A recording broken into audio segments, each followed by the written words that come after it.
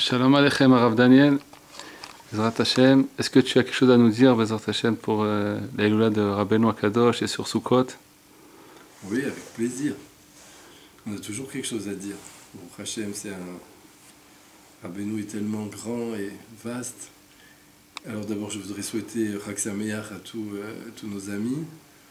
Et donc, effectivement, vous rappeler que très bientôt, le 18 Tishrei, aujourd'hui on est le 16, donc dans 2 jours, c'est la Iloula de Rabbi Nachman Mibreslev. Ça fait effectivement, donc, en 1810, il a quitté ce monde, le 18 Tishrei 1810, ça fait donc, ça va faire 209 ans. 209 ans qu'il a quitté ce monde, mais il est toujours vivant, et même plus que ça, on peut dire, comme on va essayer de le voir. Alors, donc effectivement, Rabbi Nachman nous a quittés, et juste le Rosh Hashanah, donc, qui a précédé sa disparition, il a dévoilé un enseignement très profond. Et dans cet enseignement, il dévoile un des volets de la Géoula, de la délivrance future, de la venue de Mashiach, si on peut dire, donc, qui est le grand libérateur, mais aussi, même pour chacun de nous, pour tout celui qui, en attendant la venue de Mashiach, tout celui qui va se rapprocher de Rabbi Nachman et faire ce qu'il dit, et vraiment avec foi et abnégation, il peut déjà recevoir sa délivrance personnelle. Alors, donc il a dévoilé qu'il y avait un chant qui se dévoilera pour amener la Géoula, la délivrance, un chant simple, double, triple et quadruple. Donc il reparle, c'est pas lui qui a parlé le premier de ça, c'est Rabbi Shimon Bar Yochai dans le Zohar, dans les Tikkuné Zohar, mais lui il reprend ce thème-là et il développe ce thème, mais sans dire quel est ce chant. Juste à nouveau, qu'il y a un chant simple, double, triple et quadruple. Et il développe ce sujet, on voit qu'effectivement ce chant, ça va être la clé de la délivrance. Alors maintenant, après sa disparition, donc Rabbi Nachman a continué, si on veut dire, cet enseignement après sa disparition. Ça prouve déjà sa grandeur, comment il peut, tout en ayant quitté ce monde, encore communiquer de façon comme ça, vraiment très marquée avec le monde. Il a envoyé une lettre donc à Rabbi Israël Odesser, qui est un de ses élèves, mais pas directement.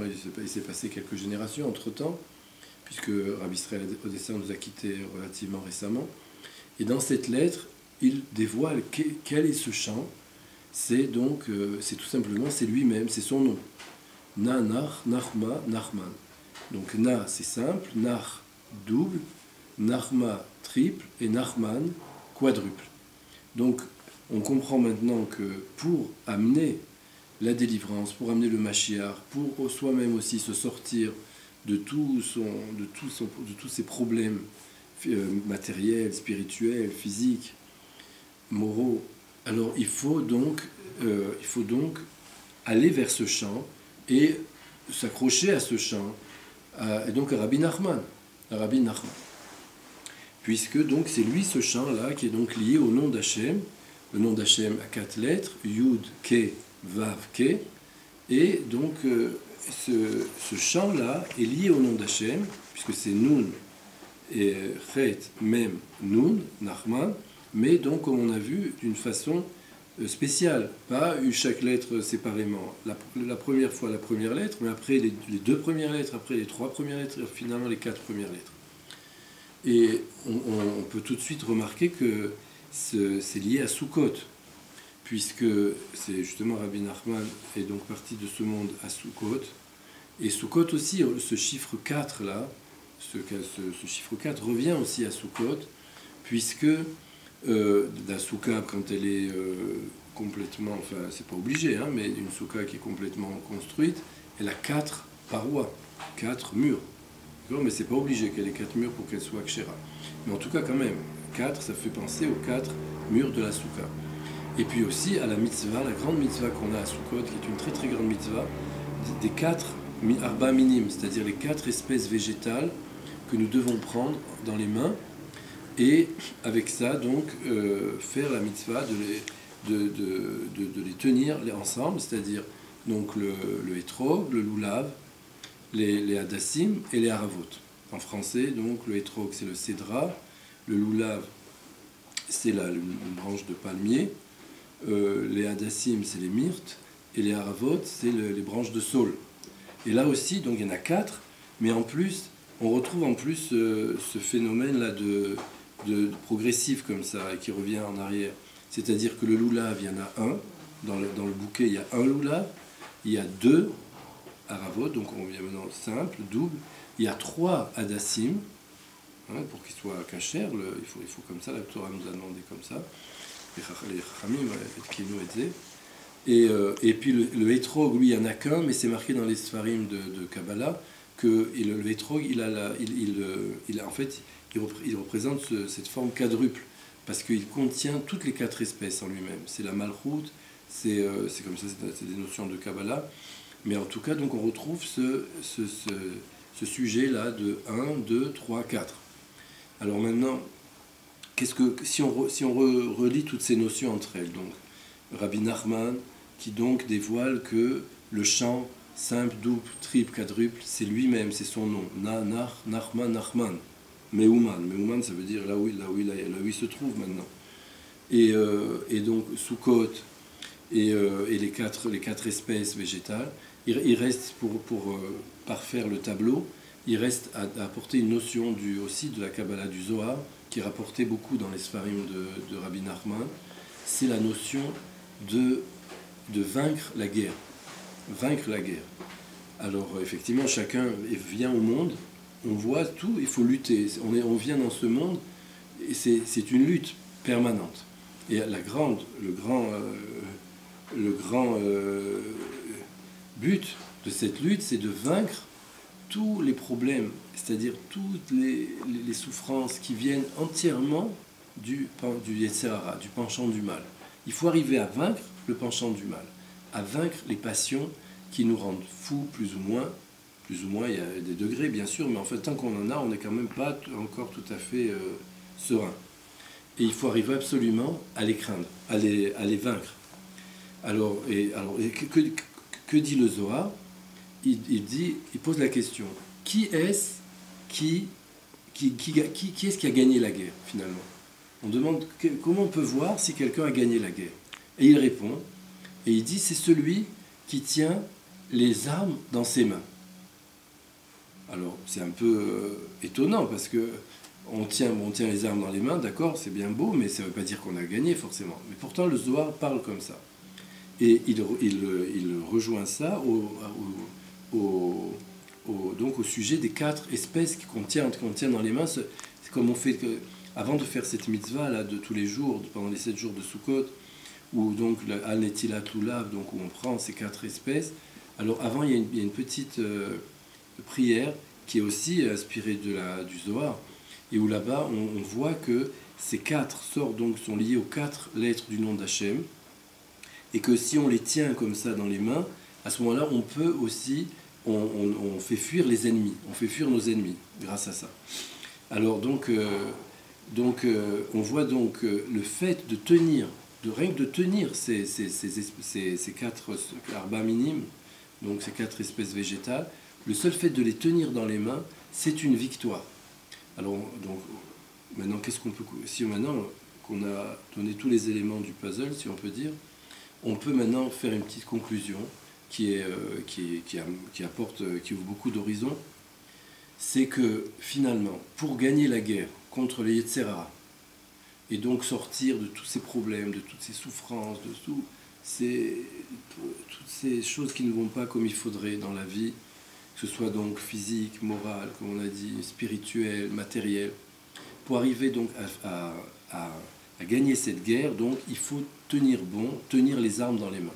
Et on a dit donc que ces armes-là, en fait, c'est lié au nom du tzaddik.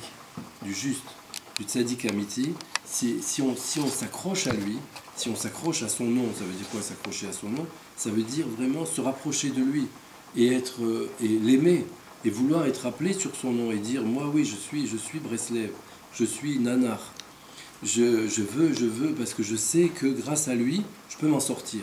Et puis pas seulement moi, soi-même, parce que c'est bien beau, d'accord, mais il faut quand même aussi penser à tout le âme. Je sais que si je dévoile son enseignement, son nom déjà, l'endroit où il est enterré, son enseignement, tout ce que je peux dévoiler sur le concernant, je sais que je fais approcher à grands pas la venue du Mashiach et la délivrance vraiment collective pour tout le Ham Israël. Un autre monde, ce sera un autre monde complètement. Un autre monde complètement, un monde bien, bon, beau. Et à ce moment-là, donc, il faut donc, comme je répète, donc s'accrocher à lui, qui est donc ce chant simple, double, triple, quadruple, qui donc allusionne sur le fait qu'on peut gagner la guerre si on s'accroche à lui. En plus, il suffit simplement de le tenir. On ne nous demande pas avec ça de faire soi-même la guerre, vraiment, finalement. On fait pas, puisqu'on tient seulement les armes. Le Zohar n'a pas dit.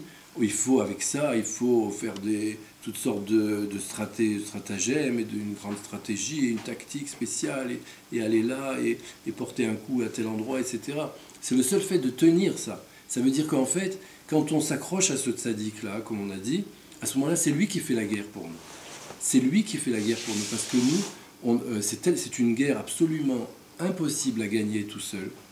Ça n'existe plus maintenant quelqu'un qui peut tout seul gagner cette guerre. C'est impossible, c'est trop dur. C'est trop dur. Chacun qui a essayé, il voit bien qu'il n'arrive pas tout seul. Alors notre seul espoir, c'est de transmettre cette bataille, et ces batailles à ce grand tzaddik. Et si on fait ça, comme ça, vraiment avec simplicité, avec foi et vérité, et qu'on s'accroche surtout et qu'on ne laisse pas tomber. Le coup, l'essentiel, c'est de tenir bon. Il faut tenir bon. Il ne faut pas se désespérer. Ça prend du temps. C'est sûr que ça va prendre du temps et que c'est quelque chose de très long. Mais l'essentiel, c'est qu'on arrive. Et je voudrais finir justement sur ces mots de Rabbi Israël. Excuse-moi, mais quand même, pour s'attacher au tzaddik, il faut aussi accomplir ses conseils. C'est quoi de s'attacher à ce tzaddik? Oui, c'est-à-dire que donc à s'attacher au tzaddik, là, effectivement, il faut bien définir ce que c'est, expliquer ce que c'est. C'est étudier ses enseignements et les appliquer. Appliquer tout ce qui est marqué. Ça veut dire aussi appliquer ce qui est marqué quand on n'arrive pas à appliquer aussi. Il y a aussi des conseils quand on n'arrive pas, que ça ne marche pas, que c'est dur, etc. Là-bas, il y a aussi des conseils pour ça. Mais il faut donc étudier avec donc vraiment l'intention pure d'appliquer tout ce qu'on peut, et dans tous les cas, tout est écrit, tout est marqué. On a tout ce qu'il faut pour ça. Et donc je voulais terminer sur ces mots de Rabbi Israël qui sont très encourageants et qui montrent effectivement que cette lutte-là, le grand problème de cette lutte, c'est qu'elle est très longue et que au fur et à mesure, les soldats tombent ils tombent pas parce qu'ils sont abattus. C'est eux-mêmes qui s'abattent parce qu'ils se découragent. Mais sinon, si tenez bon encore avec tenir bien encore les armes dans les mains, les arbata minimes de Sukkot, et je voulais aussi dire que le chiffre 4 revient aussi dans le fait que Rabbi Nachman a quitté ce monde le 4e jour de Sukkot. Le 18 Tishrei, c'est le 4e jour de Sukkot. On voit donc que ce chiffre 4 revient pour nous ramener à son nom, qui est donc associé au nom d'Hachem et qui peut faire la guerre et nous rapprocher d'Hachem. Alors donc, qu'a dit Rabbi Israël? Il a dit, nous ne savons pas quand viendra Mashiach. Mais une chose qu'on sait, c'est qu'il viendra. Chazak ubaruch. Chag sameach. Avec plaisir, j'espère que j'ai pu aider au moins quelques personnes. Kol tov.